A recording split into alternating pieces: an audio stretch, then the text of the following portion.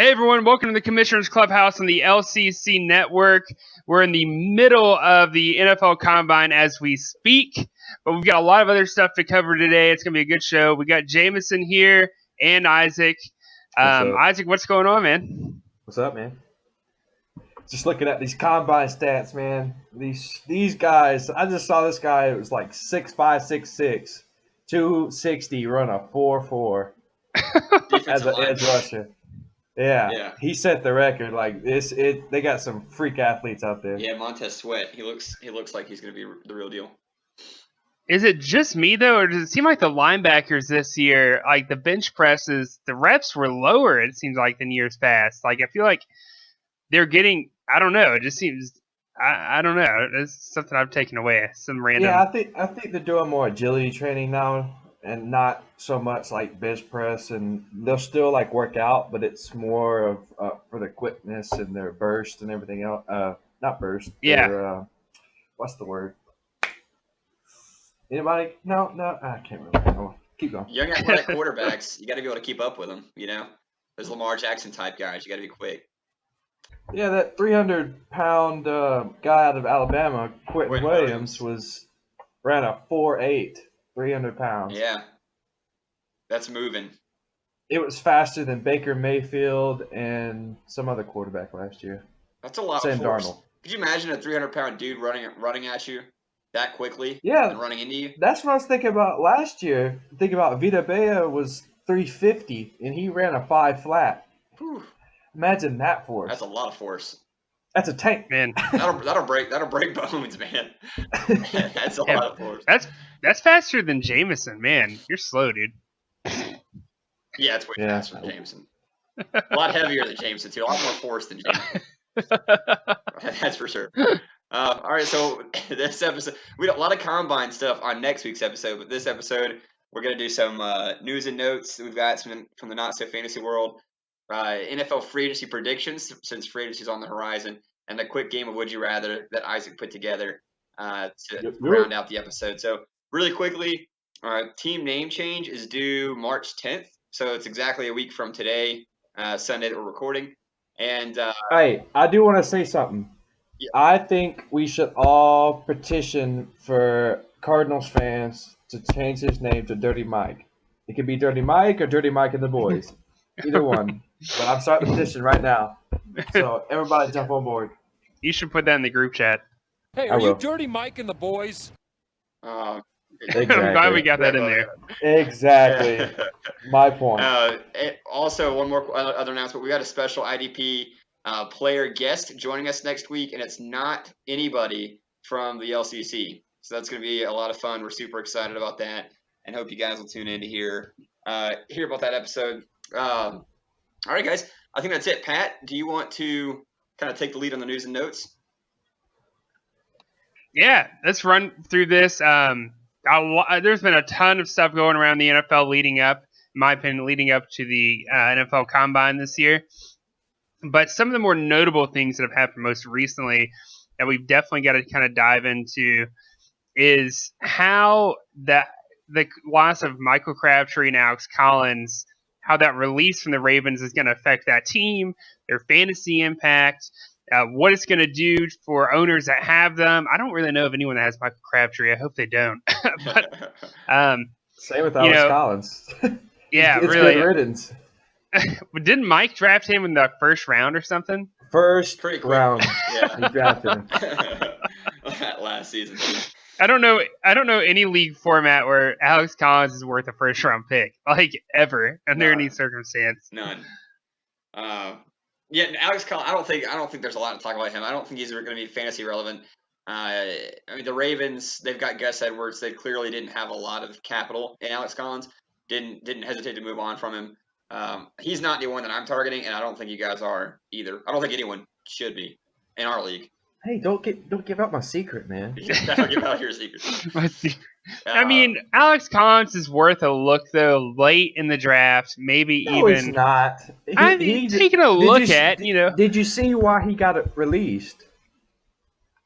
It was aggravated assault and like DUI. Yeah.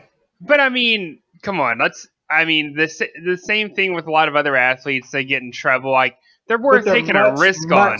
Much better really than cheap. Alex Collins is.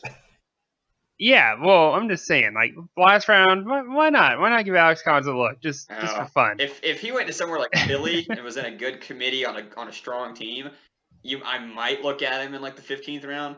But he's going to be suspended. Nope. I'm not really focusing on him. Nope, Michael Crabtree, kind of the same boat. I think he could be relevant on the right team. I could see him going back to Oakland for another year or two. I mean, he was I don't know if Gruden would sign him though. Yeah, they butt heads too much. Yeah, I think they would. Yeah, I mean, yeah, I don't see him going back to Oakland. Gruden's a very strong personality, and I would know because he taught Tampa Bay. Not taught, well, coach. He did. Yeah. He taught. He did both. Well, he tried to on the Super Bowl. So not a lot to talk about Michael Crabtree. And probably not in our league. He's not as relevant.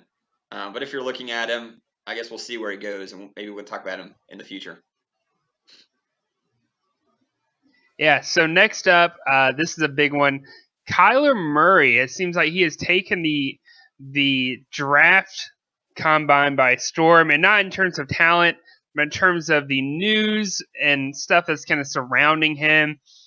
Declared for the NFL draft, but at the same time chose not to do any drills at the combine, which is kind of, if I'm an actual NFL owner, that's something that does worry me a little bit because of his size.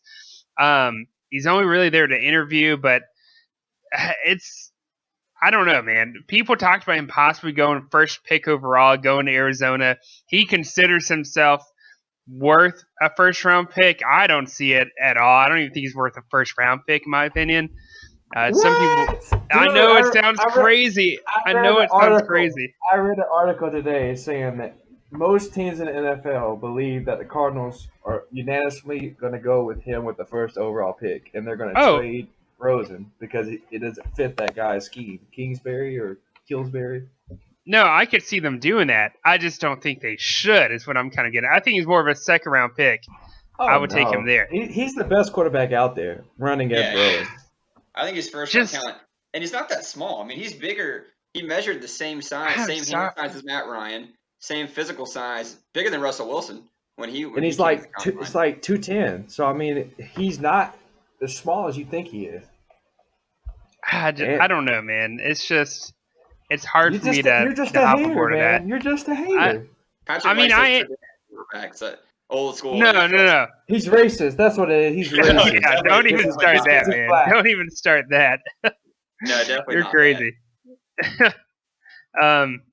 No, Kyler Murray. I don't know. I'm not a big believer in him, but looks like he may go first overall. We'll see. I guess it kind of depends on how some other guys show up in the combine and everything.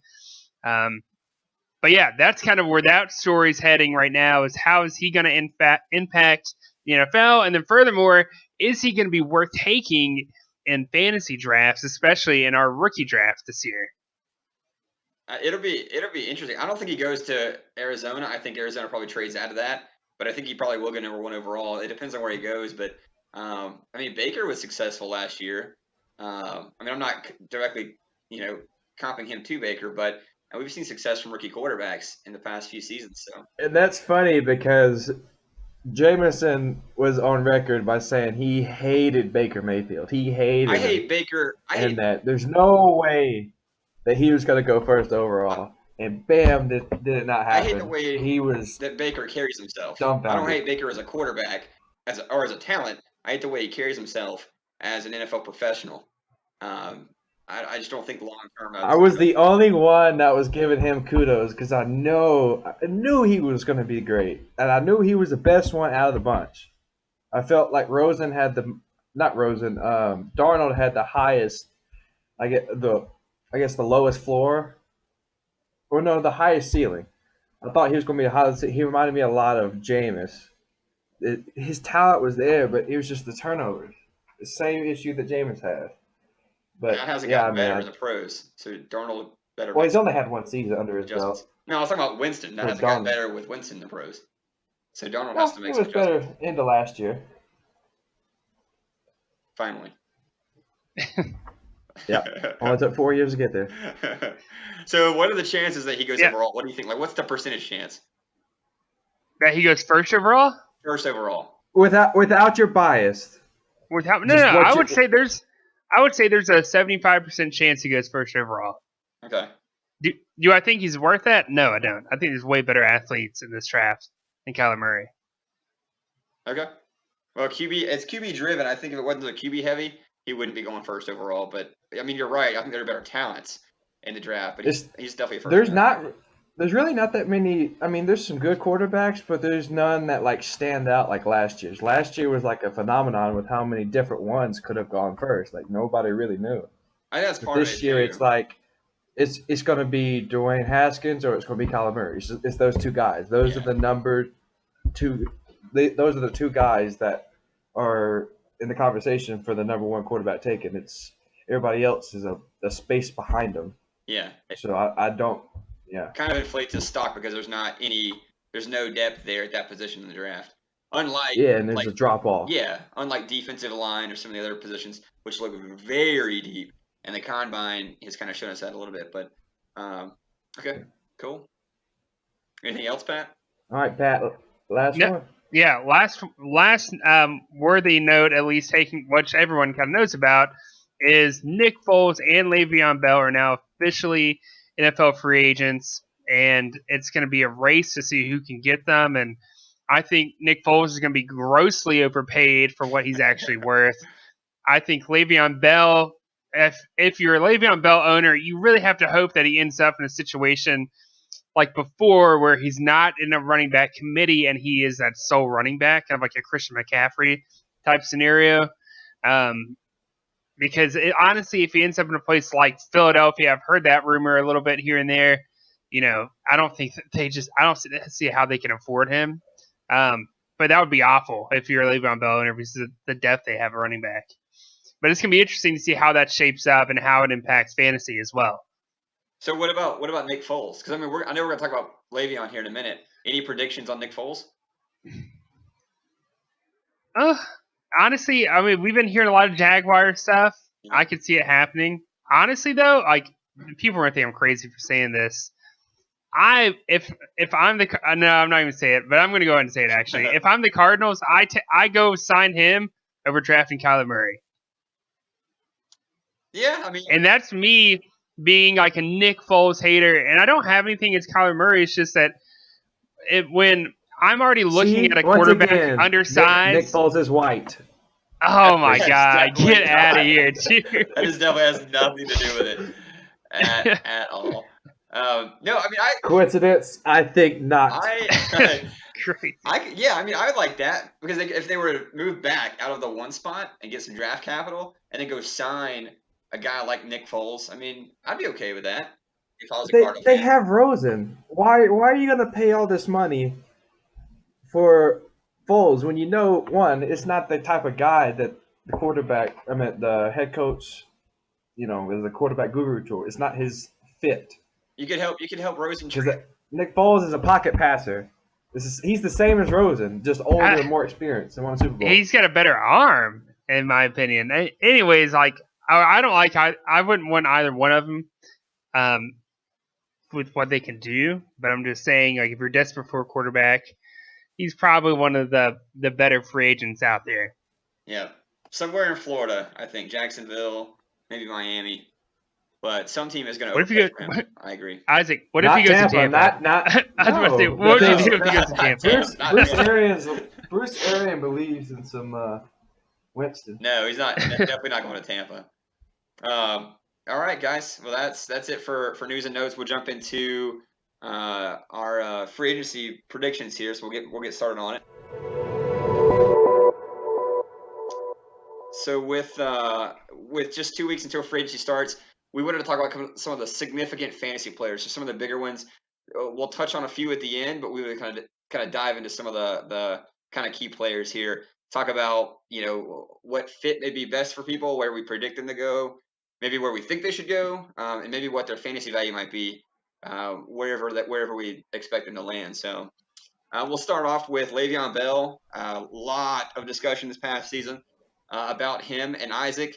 I've got you slotted here first. If you want to kind of give us your prediction, then we'll go from there. Yeah, I didn't know I had to put me out there first, but anyway. All right, so there's several rumors about where he's going to go. He's going to sign with the team that's going to give him the most money. Well, that's where you think the first logical choice for that would be the Jets. But he's on record for saying he wants to play for contender, which I don't blame him. I mean, how old is he? Like 27, 28? Did he say that? Towards that. What about a contender? Yeah. Yeah. I mean, everyone says I want to win, but I mean, did he say that? Yeah, he wants to. Yeah, he wants to. Him and Antonio Brown want to play for contenders. They don't want to take a step back in the career. They want to make some more Super Bowl pushes.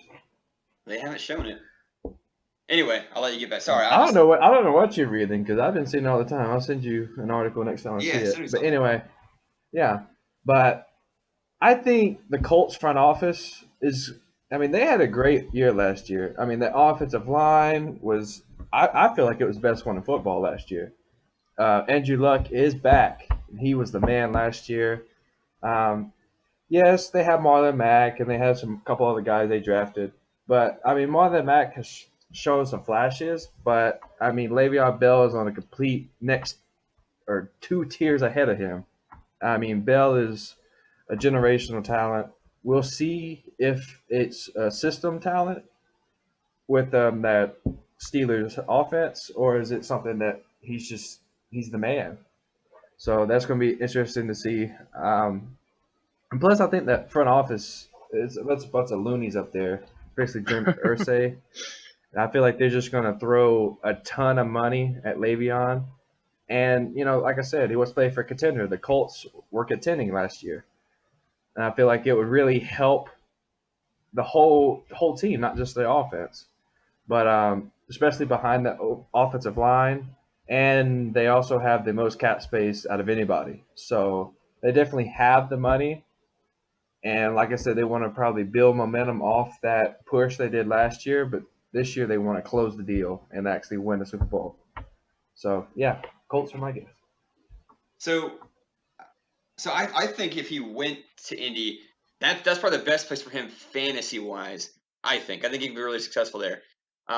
But of all the teams that I've heard that he might go to, I think that Indy makes the least sense. I think, Chris Ballard, he's very conservative spending. The GM in Indy doesn't spend a lot of money, hasn't done it over the last 2 seasons. He isn't a guy who likes a lot of drama. He likes Andrew Luck to lead things. And if there is one thing you get with Le'Veon Bell, it's a ton of drama. Whether it's sitting out, whether it's being in the media, whether it's being suspended, for drug use or whatever. So I don't think that even though they have the most money to spend, they're going to absolutely do that. I think it's going to be a team that is going to be a lot more poorly run in the front office, a team that needs a playmaker. I think that's the Jets, number 2 in cap space. They desperately need anybody on the offense. I mean, is there anyone besides Sam Darnold that we can even name on that? Maybe Robbie Anderson. I can, because I mean they got Jermaine Kearse, they got my boy Sharon Peach, shout out Dorman alumni, wide receiver. They got Quincy Enunwa.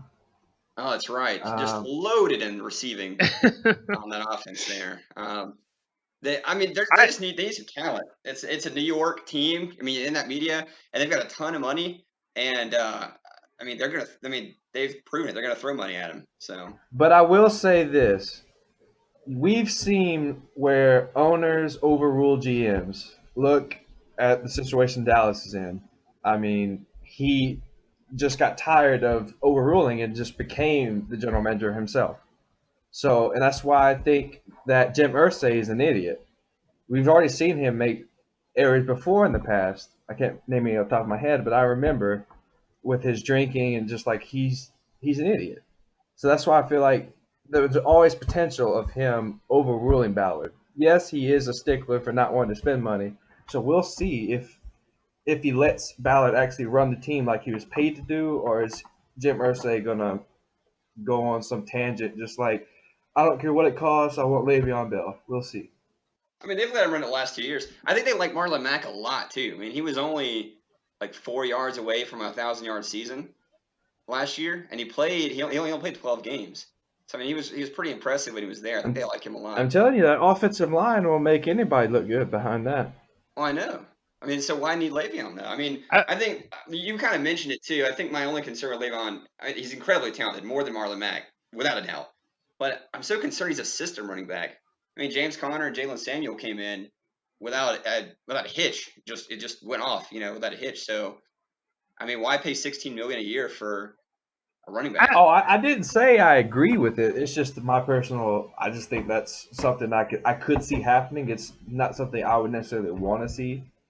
I don't want to see him go to the Jets because he's just going to waste the rest of his life in the Jets, and they're never going to go nowhere. So. Honestly, though. All right, Pat. Yeah, no. I mean, this isn't the team I'm picking for Le'Veon Bell in my pick, but I agree with Isaac that this would be a great landing spot for him. And I'm not so convinced, Jameson, that he is a true system running back. I think Le'Veon Bell can walk into most systems and thrive. You see his catching ability, his running ability. What he's best at is dissecting a defensive line in the front seven and maneuvering through it. His vision is some of the best in the NFL, and I think that alone, yeah. His patience is ridiculous if you watch him. He'll just sit there for like 3 seconds and just watch all these holes open and just gone. Oh, guys, my argument is not that he's not talented or that wouldn't be the best spot. I think, like I said, I think that is the best spot, from a fantasy perspective, from a success perspective. But I mean, he didn't take $15 million last year on a team that was a Super Bowl contender. I mean, he hasn't shown me at all that he cares to win or about his legacy. He gets suspended. He sits out for $15 million. I mean, why is he going to – I think he's going to take the most money. I don't think the Colts are going to do that. Exactly. Thank you. You proved my point. Bam. We're done. Show's done. The Colts aren't going to do that. Aren't going to do that. But, I mean, from a talent perspective, absolutely. And that would be the best place for him. I just don't – they're not going to do it.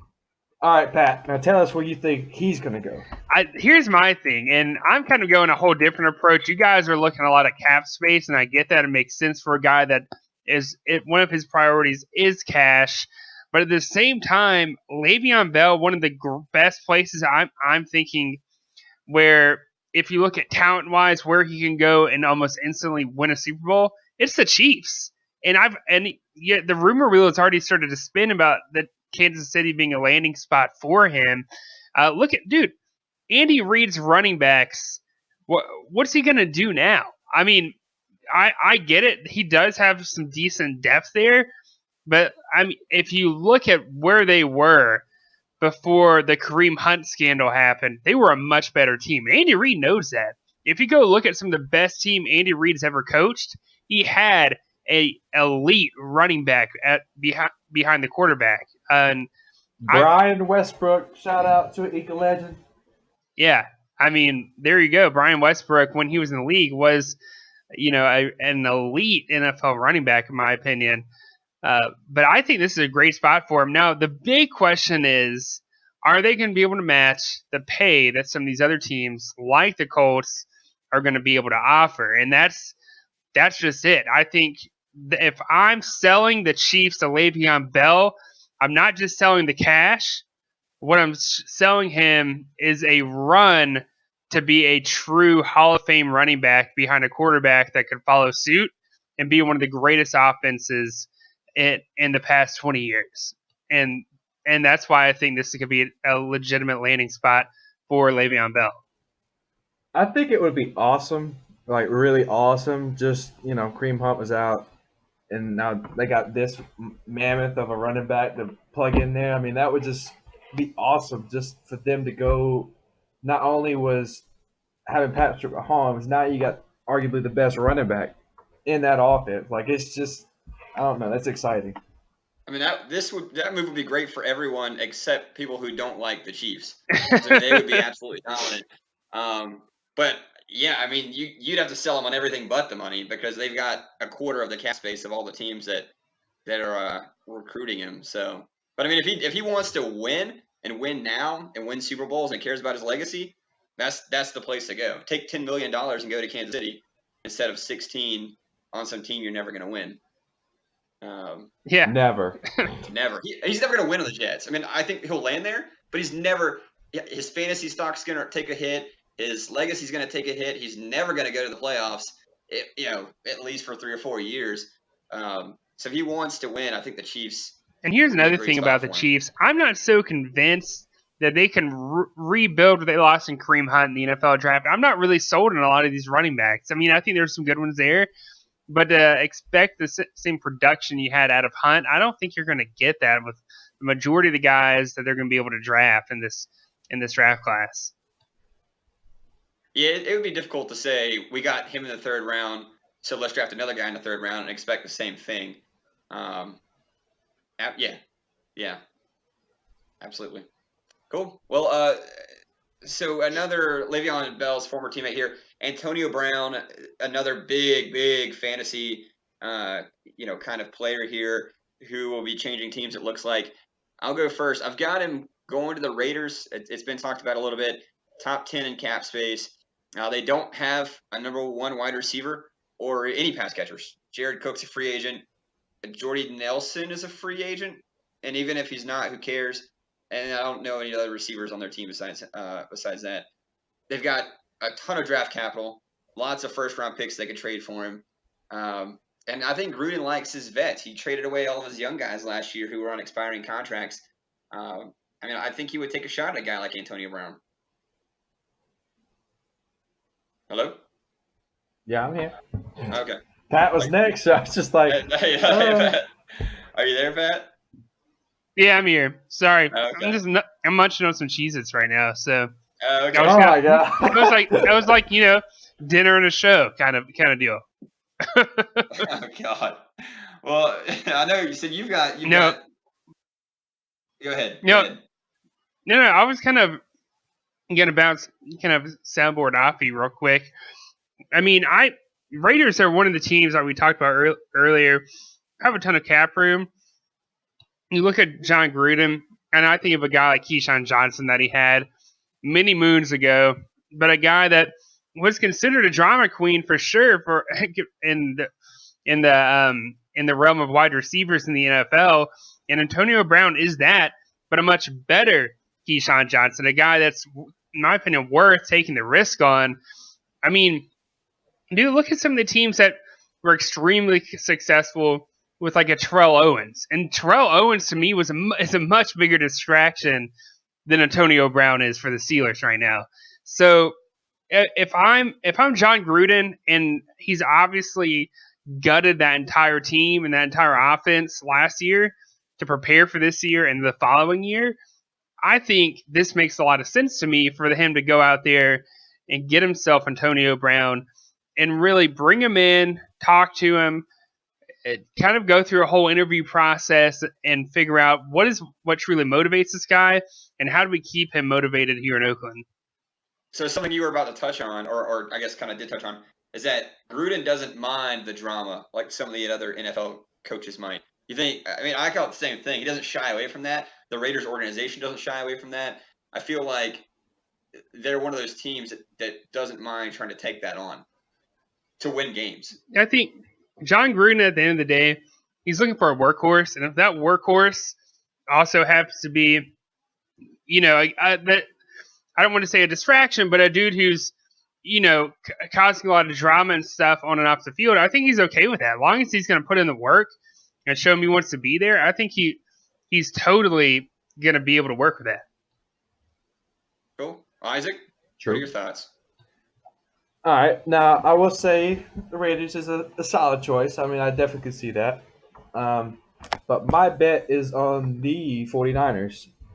This is another thing that's on record. Nino said that he wants to play for an NFC team because, he's played his whole career in the AFC and with the Steelers. So they're projected to have around $65 million in cap space. So just imagine him moving from coast to coast. You got Jimmy G as the quarterback. They got Jerick McKinnon. Is he still? I wonder if he's still on the team. Yeah. Anyway, I know they have Matt Breida. He was the guy last year. but they didn't really have a dominant wide receiver. They had Pierre Garçon, Dante Pettis, Marquise Goodwin, but nobody's like true number one. Well, this guy is. And that's why I feel like, one, you give Jimmy G a number one weapon. They got a lot of cap space, and that team is in the NFC. So that's a win-win-win to me. So, I mean, I definitely can see this, and he's also been linked to this team. I see is probably like the most linked team is the 49ers. So we'll see what happens. But like I said, I could see the Raiders if they somehow can talk him into actually coming there. Because, I mean, the Raiders are staying for Oakland for another like 2 years, it seems like. And they're not going to be contending for in the next 2 years. So I don't know if he wants to take that step back or what he wants to do or what drives him as a player. Well, but, yeah, like I said, my bet is the 49ers. Well, I mean, he's a free agent, or not a free. He's in a trade, not a free agent. So he doesn't have as much say as a free agent would be about where he's going to go. But I mean, he said he would refuse to play if they don't like. He wants to play his way, and that's why I don't think he's going to work with Gruden. I think he could work. I think he could work with Gruden. Gruden said he's a hard worker. No, he likes him. I know, but like I just said, he said he wants to do it his way. Gruden's the type of person like, you do it my way. That's true too. My way or the highway. Like, you see how he shipped all these people out. Like, he's like, you do it this way or I don't want you. So I don't know how that's going to work. That's a valid point. I couldn't see Antonio Brown retiring at the height of his career, chasing records just because he didn't get traded where he wanted to go. But I like the Niners pick. He's been linked there a lot. I think that's a really good – I think fantasy-wise, he would be more successful in the Niners than he would with the Raiders, without a doubt. Oh, absolutely. Without a doubt. Yeah. Kyle Shanahan's offense versus John Gruden's offense. Yeah, definitely. I mean, and then just look at the quarterbacks. You got Derek Carr, who's been decent, not great, not terrible. And then you got Jimmy G, who's, when he's been on the field, has been phenomenal. So that's what I'm saying. Like, it would be – I mean, you saw with Jimmy G – I kind of view the I'm going to say, you saw Jimmy G come – he came back in there when this 49ers team was garbage. They traded and they won like 5 out of the 6 games, and then they were dominant the next year until he got injured. That's what I'm saying. I really like Jimmy G, and he was really good with the Pats too. So it kind of shows that it's him that's talented, not necessarily the system. I mean, they're pretty similar quarterbacks. Yeah, real life quarterbacks, not fantasy quarterbacks, but real life quarterbacks. But the Niners, without a doubt, are coached better than the Raiders, and Antonio should go there if he wants to be successful. Yep. Any other thoughts before we move on? We got a couple defensive players here. Let's get them defensive guys on. Let's do it. All right, cool. So we got a really big name here, Landon Collins. It looks, as of now, hasn't been tagged or anything. I don't know how that's going to be when people are listening to this. Hasn't been tagged. So let's all give predictions of where we think he's going. Patrick, we'll let you go first. Yeah, this one, and some people are going to think, you think both of these guys are going to end up with the Chiefs? I'm not saying that, but one of a very probable place I could see Landon Collins landing is Kansas City as well. And again, no, do I really believe that the Chiefs are going to be able to afford Le'Veon Bell and Landon Collins? No, I don't believe that. But I do think it's a possibility that he has just as good of a chance as Le'Veon, because of the fact that Eric Berry, he's suffered over the years. They need some help back there. This is a defense that was, in my opinion, very vanilla. And on top of that, you've got an offense that's so great. Man, if you can get a defense that's just half as good as that offense, this team is going to be able to compete for another title. I mean, these guys could easily end up in the Super Bowl next year, especially if they can get a stud like Landon Collins, who's going to be able to lock down, some of these teams that, in their division, who have a terrible offense, like the Broncos and like the Raiders. So Patrick's advocating for he's advocating the Chiefs just throw every dime they have it at these free agents and win a Super Bowl. He just got lazy with his picks, everybody. He just went both. No, I mean, like I said, I think more than likely one of these two guys is going to make it, but it's hard for me to decipher which one of the two, because I think they're both going to be able to elevate that team so much more by having just one of the two, not even two of the two there, because they're not going to be able to afford both of them because of what they're both going to be asking for. If so, that's just kind of why I've got them both picked for Kansas City. So, but you do think one of them is going to land in Kansas City? At least one of them? Yeah, no. Yeah, I would take that. Yeah, I could easily see that happening. I don't. That's like the hardest thing. All right, just want to let you guys know there's a thunderstorm outside my house. So if I disappear, you know why. My power went out. But anyway, all right. So I have no idea why the Giants have not franchise tagged him. I mean, he's already cleaned out his locker. Kind of looks bad with his potential being actually tagged or to a long-term deal. But he's been super productive. They drafted him in the second round, Alabama. He's gone on record saying that the Giants haven't really developed him to his expectation. He thought he would be further ahead, which is crazy to believe because, I mean, he's been really, like I said, really productive. So I think he's kind of done there. But, I mean, as far as where he would go, there's not many teams that I could see throwing money at him. I mean, the only one – all right, so I got Packers have $36 million in cap space. Texans got $83 million. 49ers have $69, and Colts have $108. So these were the teams, when I was looking, need a safety. And I was trying well, which one of these guys – because, Tyrann Mathieu is not with the Texans anymore. He's about to be a free agent, depending on if he gets tagged or not. Like I said, the 49ers have a lot of cap space, Colts. I kind of like the Packers here. They trade away Quentin Diggs to get – I don't even know what they got for him. It's like a pick, I think. I don't know. It can't be worse. You guys remember? I don't remember. It's been a while. I don't know. But I remembered it shocked the hell out of me when I found out he got traded. I was just like, what? I was too. I was really shocked. But, yeah. So that's why I could see them going to another Bama product. Like I said, they have $36 million. Aaron Rodgers' window for winning and basically his career is closing. It's you see the light at the end of the tunnel. So you need to do everything you can to make these final pushes. And that's why I feel like the new GM of the Packers finally starting to get some weapons on offense and get some guys in there on defense. So we'll see if he goes to the Packers. But like I said, I mean, I don't see a team that sticks out. Yeah, so when I was looking through this, I kind of had the same situation. I couldn't find a team that really stood out as like a definite one like we've had with a few other teams. I think it's still very realistic that the Giants tag him before Tuesday and try to work something out or just let him play on the last season or trade him. Assuming that he isn't, I think the Seahawks make the most sense. Collins is younger than Thomas. I think that was kind of one of the reasons they didn't want to re-sign Thomas, some of the injuries, some of the age.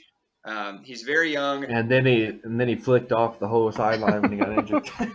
Oh, well, at that point, that was the point of no return. Up until that, it was age and rebuild and money. But then that was the point of no return. Thomas is gone. I mean, younger safety, a hard-hitting safety just like Thomas, a leader on that defense. They need somebody on that defense. They don't have Thomas. They don't have Chance. They don't have Sherman. Bobby Wagner's, I think he's basically it. They've got $50 million in cap space, so they're certainly not hurting. They could afford someone like Landon Collins. And like I said, without Thomas or Chancellor, they literally don't have almost anybody in the secondary. So if they're going to try to rebuild that defense, this is a good piece to do it around. Yeah, I saw a little article that the first woman was given a scholarship to play football, and she went and said that she wanted to be the starting safety for the Seahawks after her college career. So watch out if Landon Collins goes in. This girl's coming for you and your job. Get her for your job. Has anyone seen her tackles? She is, no joke, a headhunter. I'm not even joking. I don't know if anyone's seen it, but it's kind of crazy. I have. Yeah, it's really cool, honestly. Yeah, I haven't seen it at all, but women power. Yeah, that's awesome. That's awesome. So cool. Well, speaking of Earl Thomas, real quickly, we'll just touch on him before we move on. Earl Thomas, thoughts on where he goes? He's done in Seattle. Isaac, we'll start with you. All right. This is another guy that's been linked to this team for several years now, and I'm about to tell you why. It is the Dallas Cowgirls. Dallas front seven is stout. Yes, they're working on DeMarcus Lawrence, getting him signed to a long-term deal. Couple guys, Randy Gregory and David Irving, have gotten suspended for PEDs, so they did lose some depth behind the starters. But I feel still like their starters are really stout if they can keep, especially DeMarcus Lawrence. But they really need some playmakers on the back end. I mean, who's their starting safeties? I mean, they moved Byron Jones back and forth because they were trying to find a spot for him. It seems like he found a home Jeff back Heath. at corner. Exactly. I forgot all about Jeff Heath. Oh, I know. That playmaker in the field. Exactly. That future Hall of Famer back there making plays. But yeah, they get nobody back there. So, hold a second. Yeah, all right. So they got nobody back there. Sorry, I lost my spots. For some reason my Sodoc like spun up and down, so I was like, okay, where am I at? But yeah, a couple other things. He was born in Texas, Earl Thomas was, and he played college ball at Texas, Hook'em Longhorns. I mean, he's got some deep Texas ties. And I feel like with his age, yes, he said that he wasn't going to take a discount deal to play with them, but I feel they work out something and he finishes his career with the Cowgirls. Yeah. So Isaac, my favorite thing to do, obviously, is to just like attack all of your answers for no good reason. No, that's cool. Yeah. No, that's kind of why I do them, because I know you're going to say something. No. I work these out ahead of time, and it just so happens that all the ones I work out. That's why I don't like to put my stuff in there, because I got to get your honest answer. I work it out. You have nothing to say. I work these out based on all of the news and everything, and then you put your answer in, and it's always a team that I always say no. So it's always funny. I always feel bad for always disagreeing with you. I think the Cowboys. Okay. I feel like I held my own today. I feel like the Cowboys are definitely a possibility. They got $47 million in cap space. I think the problem is they've still got to pay Amari Cooper, Dak Prescott, DeMarcus Lawrence. They're even talking about Sean Lee for some reason, like trying to keep him around. And then after that, they have to add depth to their defense. So they probably could sign all those guys and maybe still get him, depending on what they got him at. I don't think he's going to go for the discount, kind of like we mentioned, but I don't think he will. So I've got the 49ers here as my pick. They need a playmaker on one of the worst defenses in the league. They can easily afford him with $65 million in cap space. And Richard Sherman's there. His friend and former teammate has been lobbying him to come to his buddy, lobbying him to come to San Francisco. So I think if he doesn't take a hometown discount for Dallas, if he did, it might work out more for them. But if he doesn't and still wants to be paid more than any other safety in the league, I think the Niners make a lot of sense for him. I'm about to say, I really think Earl Thomas should sign like a 1-year deal. One, so he can say to his kids or something, yeah, I played for the Cowgirls.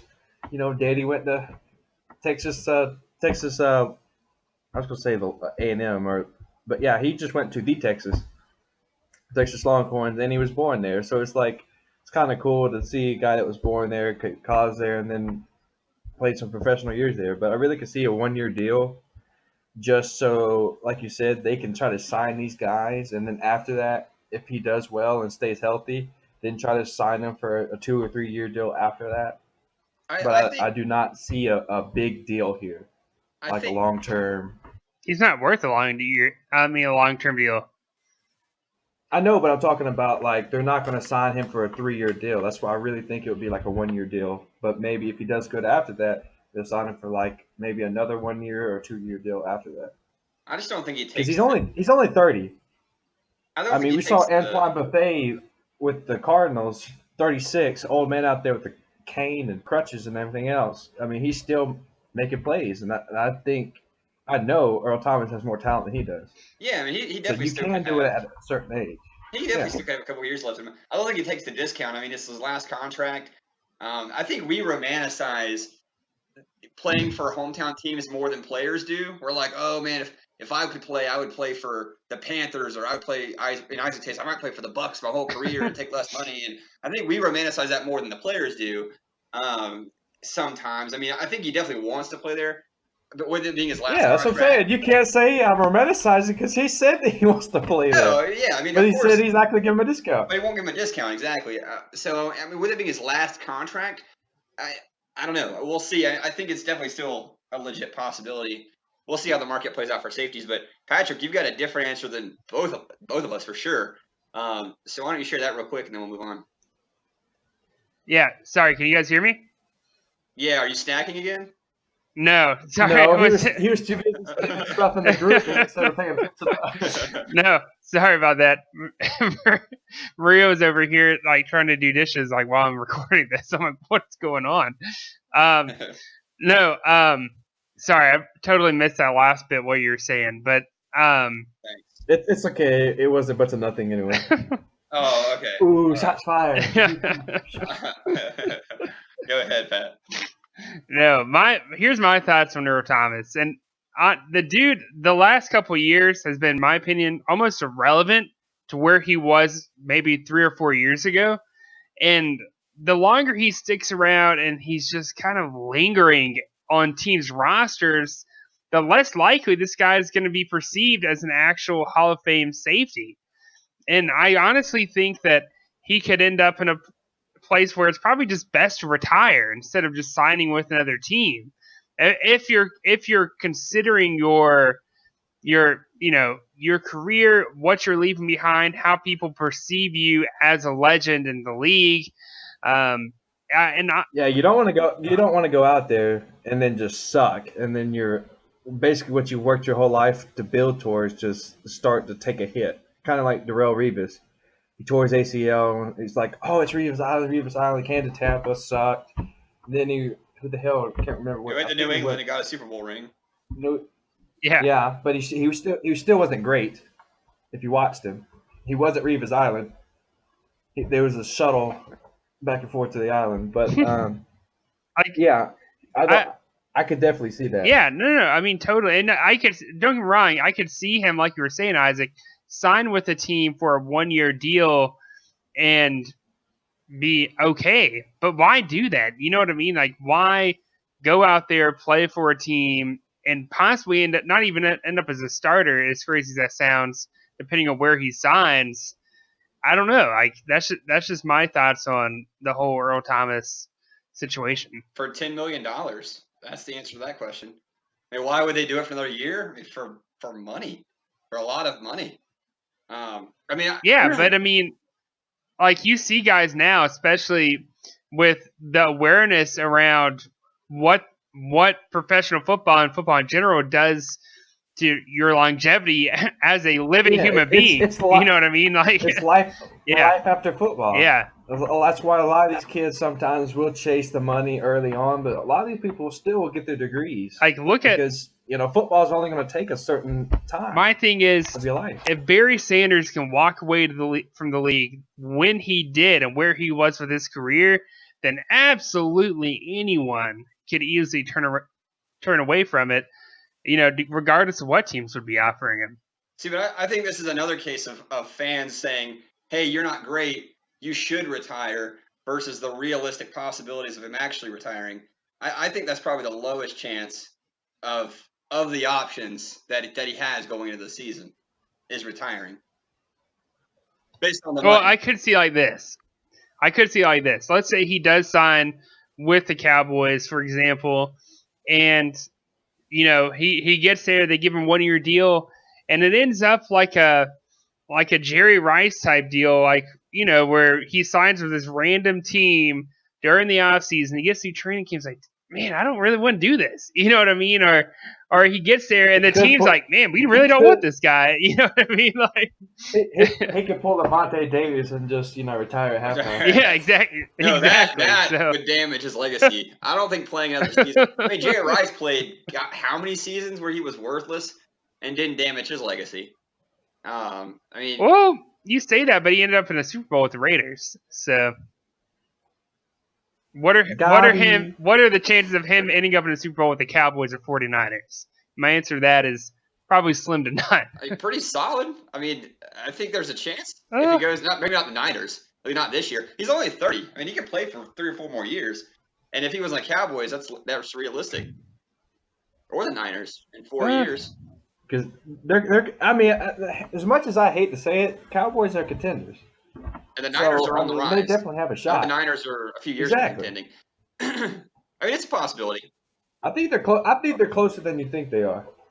The 49ers are. Oh, definitely. I think it'll be another 3 years before they're, I guess, Super Bowl contender. And that's where maybe 2. And that's possible. He's only 30. Actually, is he even 30? He's 29 or 30. He's 29. I think he's gonna be 30 soon. Yeah. It's going to be damn near. Yeah, soon. May 7th. May 7th is his birthday. He's 29 years now, so yeah, he'll be there really soon. So he's going to be 30 before he can report to camp. 30 when the season starts. Yeah, so he's still got a few years left on him for sure. But honorable mentions before we move on, real quick. Quan Alexander. All right, Pat. No discussion. No discussion. Just quick prediction. Quan Alexander. What you guys got? I got Tampa. Yeah, I'm the same way. All right, Tevin Coleman. Chiefs. I'm going with Colts, to be honest. I've got the Raiders. Golden Tate. Raiders. I've got the Patriots. I don't even know. Skip. Yeah, Jadavion Clowney. I've got Texans. Yeah, I'm the same. I don't see him leaving there. Yeah. Mosley, I've got him still with the Ravens. It'd be crazy to let him go. Yeah, they'd be nuts. And then Tyrann Mathieu. This one's kind of a wild card. What you guys think? Bucks. Oh. I'm going to go Chiefs. That Bruce Arians connection. Wow, I don't know, but you know what? I'm gonna say the Packers. I almost said the Bucks, Isaac. I'm gonna say the Packers. I don't know what's gonna happen with him. That's what I'm saying. They need a safety back there, and we do too. So I could definitely see either one of those. That's why I told Landon Collins potentially going to the Packers. I heard rumors of Collins going to the Bucks. Like they're just like whispers in the bushes, not anything like really solid. Dude, I'll be ecstatic. I mean, hell. That would be, I'll meet you at the airport, man. Yeah, that would be crazy. All right, Isaac, we'll let you take over. We'll kind of finish off the episode here. Yeah, we went way past time this time because of Pat's rambling. Whatever. Or my rambling. I was about to say. All right, so we won't spend too much time. I'm just going to ask some would you rather questions. I want you guys to give me your answer. Let's not really discuss it. I'll run through them all, and then you can guys just talk about which ones you want to talk about after. All right? Cool. Okay. All right. Question 1 of would you rather. Pretend you are one of these pending free agents that we just talked about. Would you rather sign with a team with the most money possible, usually like a rebuilding team, sign for your hometown team, pretend you get a league minimum salary, or you could sign with the contender, usually a small amount of money but not the minimum, or you could sign with the team that originally drafted you on around average or below average because you give them that discount. Well, assuming this isn't Patrick speaking, this is one of these players, I'm going with the contender. I just said pretend you're one of these pretending free agents. I know, that's what I'm saying. Like, I would do contender. Me, if I'm a free agent, I'm going hometown teams. I'm a Panthers fan, and I'm from the Carolinas. Of course, I knew you were going to do that. Yeah, I knew Pat would do that. That's why I put it in their league minimum. Yeah, exactly, dude. I'd do it. A league minimum to any of these guys. I still put it in there just to see. I'm a diehard fan. How he views, he's so traditional with how he views like the NFL and like players and teams and everything. I knew he'd say that. I'm going to most money. I mean, without any context, most money possible because your rookie contract probably didn't get you a lot of money. So I think that's what I would do. Most money possible. I would do sign with the contender. Okay. All right. So 2. If you were to get into a fight with one of these current NFL guys, who would you rather not want to fight? Jalen Ramsey, Odell Beckham, Josh Norman, or Kareem Hunt? Who's your answer, Pat? I'm gonna. You know what? I'm gonna have to go with Kareem Hunt, dude. His drop kick looks something fierce, and I would hate to come across that. He would literally kick your ass. I knew it was a matter of time. I'd say OBJ. I've seen him hit that net. I mean, I think he looks pretty quick. See, I feel like Josh Norman. Hey, I said no discussion. No discussion. We're going to do this. Mine would be Jalen Ramsey because that man is a freak athlete. If you watch some of the combines and some of the stuff he can, I feel like he would weave everything I threw at him. Well, and I would just get tired. They would all kick our ass in reality. Yeah, all these guys would. Nah, I would beat Josh Norman's ass. Yeah, right, dude. He is quick. Just kidding. Yeah, I would pay to watch that if you're that confident about it. All right, I'm just kidding. No, they would all beat my ass. All right, so question 3. Pretend you are an NFL GM whose team is a kick away from winning the Super Bowl. Who would you rather have kick that attempt? Cody Parkey, Blair Walsh, Mason Crosby, or Roberto Aguayo? I'm gonna kick it. And this is the Mason Crosby from last year. Ooh. If it's less than 40 yards, I'm kicking it. I'm not going to these guys. Yep, you got to pick one. I'm going Roberto. Aguayo. I was about to say, give me Roberto. Give me Roberto. Man, I'm going Mason. Even though I know he probably missed it, I feel like he's got the best talent out there. Yeah, I'm going Mason. All right, Jameson, who you got? Anybody but Roberto Aguayo. I'll take anybody but him. Yes. I don't know. Cody Parkey might get your hopes up. Like, it's going to be a win. Bonk. No. Well, at least he would hit the post. Roberto Aguayo, I'm not taking any of those guys. Mason Crosby, I guess. Shank. Hey, he did pretty. At the end of the year, he made some decent kicks. He was a free agent. What are you talking about? Why did you even pick him? Dude, because man, like Kareem Hunt had better kicks than he did last year. He just seems like a nice guy. You know, they're all pretty bad, so I'm just going to the guy with the best character. You know, I feel like that's him. All right. Question 4. Pretend you are inheriting a failing LCC fantasy team from last year. Who would you rather take over? Michael from the Top Shotters, Bryson from the Elite 12, Charles from the Top Shotters, or Mike from the Elite 12? For me, are you Dirty Mike and the boys? There we go. I was wondering. I was like, damn, Jameson, you're not listening. Sorry, I wasn't on the right page. I have everything hooked up, but I wasn't on the right page. My bad. For me, all right, I like a challenge. I'm going to the Bryson. He is the team that needs to completely rebuild. And, I mean, literally, there's only a handful of guys even worth keeping. I'm going with Bryson, man. I want a good challenge. I want to go from worst to first. All right, Jameson. Same thing. I mean, first pick in the rookie draft, first pick in the – I mean, yeah, dude, I could – if you give me Bryson's team, I would take it to the playoffs next year, guaranteed.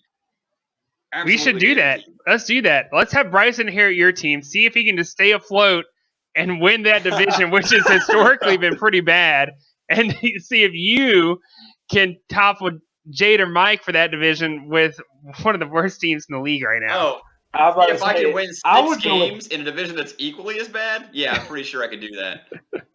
No problem. I would rather take I want somebody in the Top Shotters because you got Cody and then who the hell knows after that. So that's true. I'm going to go Michael and Charles. I can't wait till they hear this and they message you. Oh, yeah. Well, I want you to give me some shit. Cody's a great player. And Jordan, I mean, it's the other guys. Like, if I was drafting in that Of course I know who's – exactly. Yeah. That's what I'm saying. I could turn anybody around in another conference because they draft terrible. Assuming I get someone before Cody, it'd be a cakewalk. Yeah, absolutely. Exactly. All right. The last question. Pretend you are to make the Little Critter Bowl next year. You hear I said pretend, right? Which running back would you rather face? There are no matchups in this scenario, just strictly which one would you least nervous to play against? Ezekiel Elliott, Alvin Kamara, Le'Veon Bell, or Todd Gurley? I'm going to go Le'Veon Bell right now because he doesn't have a team. That's literally the only reason. Like, I said next year. I know. But that's what I'm saying. Like, right now he doesn't have a team, so like you don't know where he's going to go. So I'm going to go with him. It's kind of a wild card. I'm going to go Le'Veon because when he goes to the Jets, he's not going to be a threat. At least not as much as he goes to the not Jets. as much as these guys are. He ain't going. No, he ain't going to the Colts, man. Absolutely not going to the Colts. Mine would probably be Alvin Kamara. I know it sounds crazy, but I don't know. I feel like these other guys are better than he is, fantasy wise. I think they're better than him in real football too, to be honest. And plus, he splits carries with Mark Ingram. I don't know if they'll re-sign him next year, but I know they're going to sign somebody. They'll sign somebody. And he's not going to be the workhorse because then you're going to burn your tires out on him. Yeah, he's the only guy who's not a workhorse. I mean, that's a good argument. Exactly. That's why I'm going with him. All right, so that wraps up my Would You Rather segment. I hope you guys enjoyed it. That also wraps up the show. Next week, like I said, special guest, not from the LCC, so it'll be a great episode. We're going to be doing a combine review, a lot of rookie preview, heading toward the 2019 season and heading into the summer. So be sure to tune in and feel free to send us your predictions. If you guys want to text us or comment on the video, let's see what your thoughts are. Even though you're probably not. Even though you won't. Probably not. And even though you're not as good at this as we are, feel free to do that so we can check it out. And all right, guys, with that. Doesn't take too much to be better than Pat. So he just gets cheats for everything. Yeah, okay. Okay. All right, guys. Anything else before we go? No, like you said, if you're thinking about changing your name, definitely get that in by the following Sunday. So by the time you're listening to this, that probably doesn't help much. But that would be the 10th of March. So make sure you get that request in so we can get that updated for you. Cool. All right. All right, guys. We'll see you next week. Peace.